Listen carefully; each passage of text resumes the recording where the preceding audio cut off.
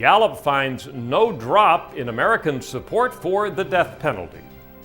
There has been a lot of interest in American attitudes towards the death penalty in recent years, with DNA evidence showing that people are wrongly convicted and put on death row.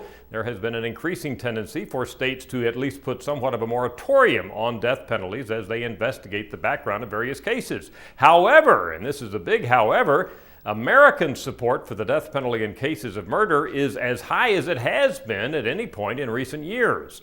Our recent update shows that 69% of Americans say yes, they favor the death penalty for a person convicted of murder, and that's actually as high as we've seen it in about 4 years.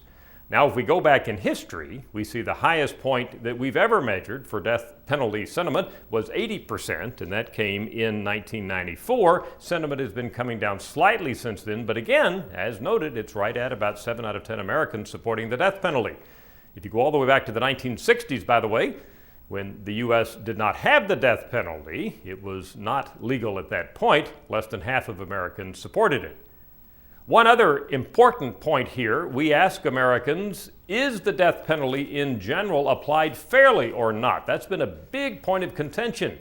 A lot of people argue that some types of defendants are more likely to get the death penalty than others in cases of murder. Well, Americans don't appear to be overwhelmingly worried. 57% of Americans say yes, the death penalty is applied fairly in this country. Just 38% say it is not.